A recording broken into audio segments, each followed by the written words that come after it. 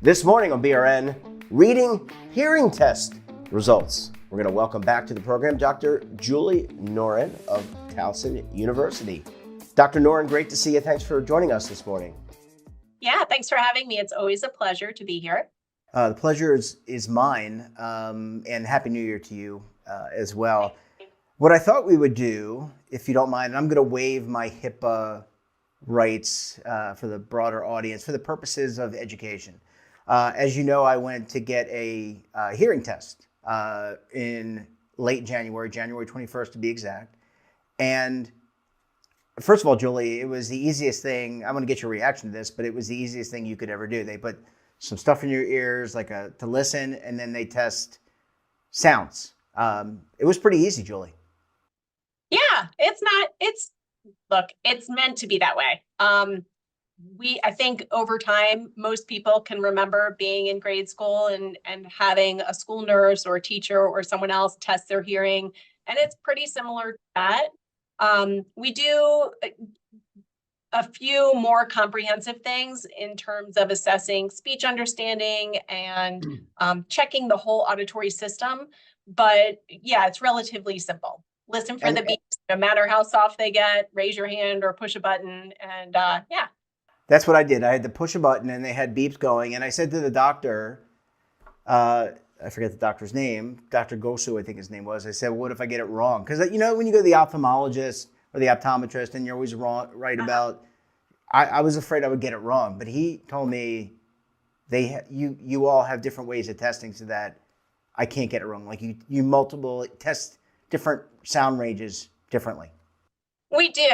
And truthfully, there's no getting it wrong. The whole purpose of that hearing test is to determine what's the softest level that you're able to just barely hear a sound that's presented. So yeah, we do have ways of using our equipment on our side of the booth to make those sounds softer and louder. And then what we're trying to do is really narrow down where are you actually identifying all of the different frequencies that are presented. So it's actually okay if you miss a sound and you don't get it. It doesn't mean that you got it wrong. It's just helping us really narrow down where's that softest level that you're able to hear the sounds.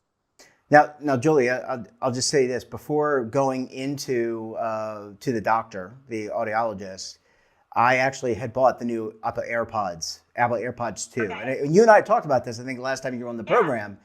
And it does a hearing test. And so I did it. I didn't buy just to be clear, I didn't buy the Apple AirPods to do the hearing test or for hearing purposes. I wanted to listen to the Grateful Dead on my phone.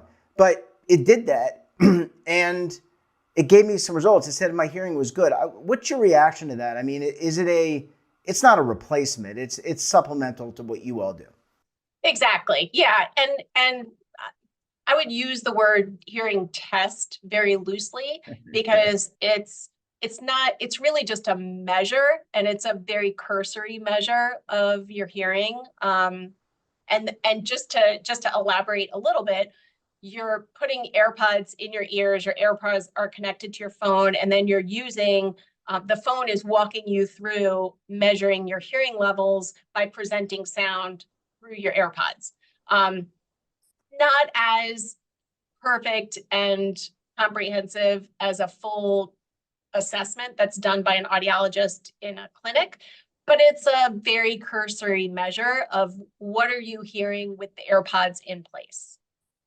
Okay, so all that being said, I went and I shared my audiogram. I think it's called an audiogram with you. I wanted to get your reaction. And I had a test, and I haven't had a test done for like 6 or 7 years. So the doctor actually requested that from my practitioner in New York. I don't think he ever got it, so I don't have any information to give you. But what's your reaction to what you saw? Because you're the expert. I'm not. I just know how to hear. So what was your reaction to it? Yeah. First, I think it's great that you went and got the test done. And yeah, it's always good to have that baseline. And then as we get older, our hearing should be one of those things that we're measuring on a regular basis, at least once a year. If not, if you don't have a hearing loss, maybe it doesn't have to be once a year. It could be every 2 years or every 3 years. But certainly as soon as you start to experience hearing difficulty, or if someone identifies a hearing loss, then we would want to measure once a year.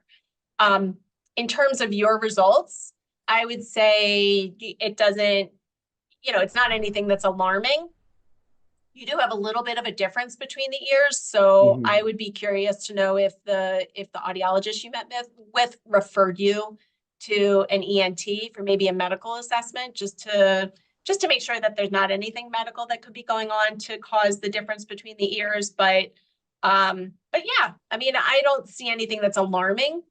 And my guess would be if you feel like you're having difficulty in certain situations, maybe hearing aids would be helpful. But I would imagine in a quiet situation where it's just one-on-one, you probably don't feel like you're having all that much difficulty.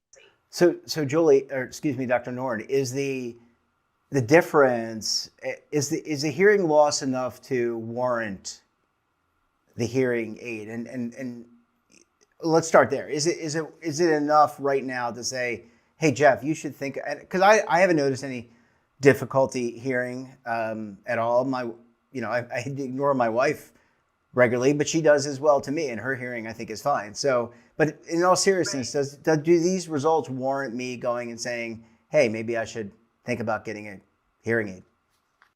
I think that's probably the number one question that most people have is, they get their hearing tested, they end up with results that are fairly similar to yours. And I'll give a brief summary of your results.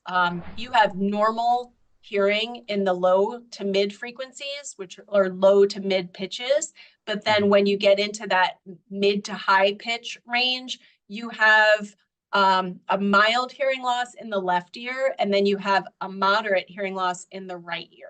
So does it necessarily affect you all of the time? Probably not. I would say it's probably when you get into situations where there's a lot of background noise, or if someone is maybe not directly facing you and they have a higher pitched voice, you might feel like you don't necessarily make out everything that they say to you, but maybe you're using context to piece things together. Does that sound accurate? Yeah, I mean, I think it's been I don't really hang out at bars anymore. Married guy, but I would say maybe sometimes it's hard to hear. Dr. Norton, they did actually test me. One of the tests they did was being able to understand a sentence in a crowded room. They simulated that. I thought that was really interesting, and I think I got most of that right. But I think maybe in some ways I wasn't, depending on the pitch of the. Maybe if it was a woman with a higher pitched voice, maybe a little bit more difficult to hear. Yeah, and we do that testing to determine at what point would you really benefit from features in a hearing aid, like having a directional microphone or having more or less noise suppression. You did fairly well. I mean, when speech was made louder than you needed it based on your hearing thresholds or the softest level that you're hearing, you did well. And I would say you probably aren't experiencing that much difficulty, but I have had patients come in that have had similar hearing losses that felt like, well, I could probably benefit in some settings. And they do get the hearing aids, and they find that maybe they don't use them in every single environment, maybe just the more challenging environments. The tricky thing with a hearing loss is, and specifically with your hearing loss, is you do have some frequencies where you're struggling to hear because of where the more significant hearing loss is. And the longer you go without using hearing aids, those frequencies in your auditory system just aren't getting that input. They're not getting stimulated where they should. And over time, that can lead to a cognitive decline. So a decline of the auditory system, just not being able to understand, recognize, and process what you're hearing. So I would say it's really important, given your hearing loss, to monitor your hearing over time. Then if you do start to feel like you're experiencing difficulty, you'd want to address it. You don't want to let it go. So annually, is that about right? Annually go for the same test? I mean, it was moderately priced, I think. So he also cleaned my ears. I don't know if that's typical, but he washed them out. I want to be your ears before the test or after the test? No, before the test. Oh, okay. Good. He flushed them, And I want to be very clear. I have pretty decent hygiene, so I do clean my ears on a regular basis. But I feel like I'm giving TMI here, but I do have some wax buildup in my left ear more than my right ear. So he cleared all that out. But going on an annual basis seems to be the right approach for now. And then see if there's a change. Yes. And I will say, given looking at your test results, it does not look like they measured bone conduction.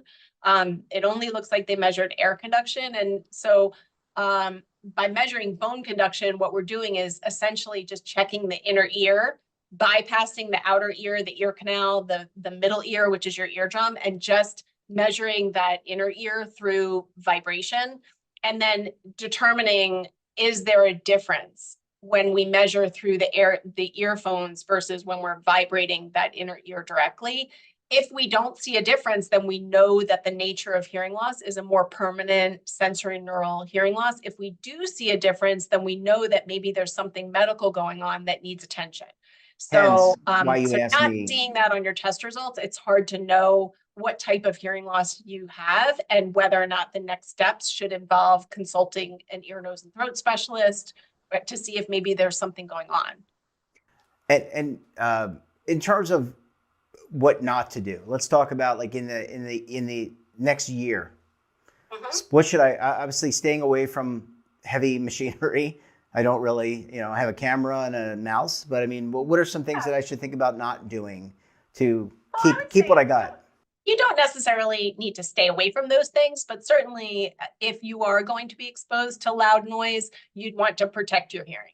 So personally, I like going to concerts. So when I go to concerts tend to be very loud. I have musician earplugs that I'll wear to protect my hearing. Sometimes I'll wear those when I go to Ravens games too, just because the Ravens games can get loud. So I do my best to, knowing whenever I'm going to be in a loud environment, to use earplugs. I also recommend, for people who might be weekend warrior types where you do stuff around the house, there are a lot of people that might use, snowblower this time of year, or a lawnmower in the spring and summer, or power tools, leaf blowers, things like that. Even hair dryers. People don't recognize that there are things in our environment that we're doing regularly or semi-regularly that could impact our hearing and lead to a decline in hearing. So using things like earmuffs or hearing protection, even just foam earplugs, making sure that they're inserted properly to protect your hearing from further decline. Yeah, really important. Well, Dr. Norin, I can't thank you enough. I think this is an example. It was painless. I think it's good information. I'll be 53 in May. I was interested in my health, and I certainly want to avoid cognitive decline. So I really appreciate you helping me out, and we look forward to having you back on the program again soon. Thank you so much. It's always a pleasure chatting with you, and I commend you for taking the step and making sure that you're staying on top of it and monitoring your hearing, because it's really important. And don't forget to subscribe to our daily newsletter, The Morning Pulse, for all the news in one place. Details, of course, at our website. And your subscription supports all of this great BRN content. And we're back again tomorrow for another edition of BRN. Until then, I'm Jeff Snyder. Stay safe, keep on saving, and don't forget, roll with the changes.